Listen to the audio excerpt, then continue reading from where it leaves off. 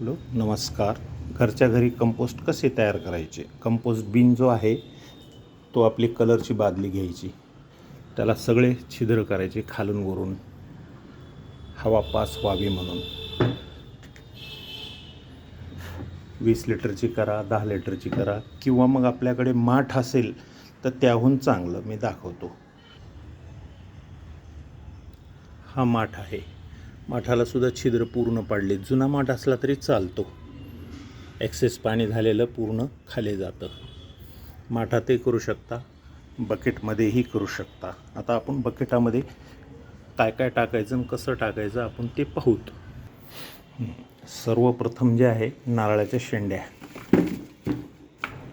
टाकून द्यायच्या. शेंड्या, नारळाच्या शेंड्या झाल्यानंतर त्यामध्ये पुठ्ठा असतो आपला कार्डबोर्डचा, तो पुठ्ठ्याचे तुकडे बारीक करून घ्यायचे, ते टाकायचे.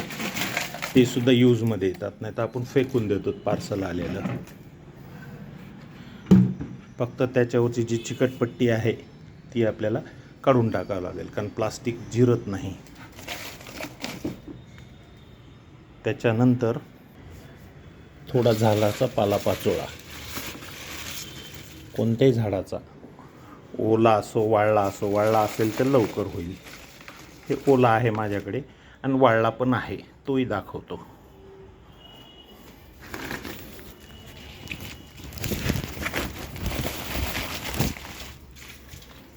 हा लिंबाचा पाला आहे, उन्हाळ्यात जपून ठेवलेला आहे. लिंबाचा पाला सगळ्यात बेस्ट. त्यानंतर काय करायचं, घरात उरलेलं जे काही आहे शिळं अन्न ते टाकता येतं आपल्याला. हे खिचडी आहे, भात. हा भात थोडासा धुवून घ्यायचा. ऊन दिलं, वाळवलं तर थोडंसं 2-3 तास, म्हणजे याच्यातलं जे पाण्याचं प्रमाण आहे ते कमी होऊन जातं. भात याच्यामध्ये असं टाकू शकता. बाहेर कुठे टाकायची गरज नाही. हे सुद्धा छान खत तयार होतं. भातानंतर आहे आता आपले पोहे उरलेले. पोहेसुद्धा धुवून घ्यायचे, कारण तेलाचं प्रमाण असतं. पोहेसुद्धा धुवून घ्यायचे. किंवा आपल्याकडं भाजी उरलेली असेल एखादी तर तीसुद्धा स्वच्छ पाण्याने धुवून घ्यायची आणि फोडी वगैरे टाकायच्या त्याच्यामध्ये. त्यानंतर काय करायचं, पोळी जी असेल ती वाळलेली पोळी असेल शिळी, थोडीशी क्रश करून टाकायची हे अशी, म्हणजे जेणेकरून आपलं खरकट घराच्या बाहेर जाणार नाही. त्यानंतर थोड्याशा खारोड्या आहेत खराब झालेल्या, त्यासुद्धा मी टाकतो. त्याच्यानंतर मका जो असतो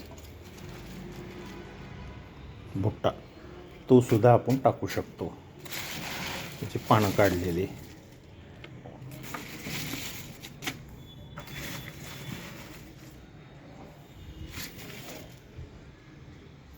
पूर्ण डस्टबिनला छिद्र हवे मात्र, खालून वरून सगळीकडून. त्यानंतर आता काय करायचं, जी आपल्या घरात चहापत्ती निघते रोजच्या रोज, ती पूर्ण स्वच्छ पाण्यानं धुवून घ्यायची. चहा पिल्यानंतर जी उरते ती धुवून घ्यायची. त्याच्यात साखरेचं प्रमाण असतं.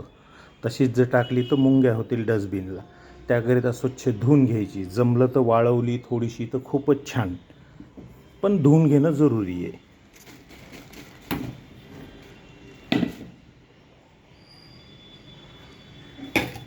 त्यानंतर आपली झाडाखालची माती घ्यायची. कोणतीही माती चालते झाडाखालची, जीवाणू असतात त्याच्यात.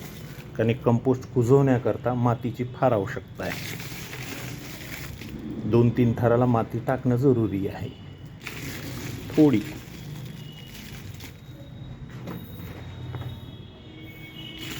आता हे जास्त पडल्यामुळे मी माती थोडी टाकतोय जास्त. त्याच्यानंतर दुधाचं आपण विरजण लावतो. काय टाकतो त्याच्यात, ताक टाकतो किंवा दही टाकतो. आंबट झालेलं ताक किंवा दही, किंवा मग गुळाचं पाणी, तेही चालतं. थोडंसं हे टाकून द्यायचं, जीवाणू असतात त्याच्यात सुद्धा.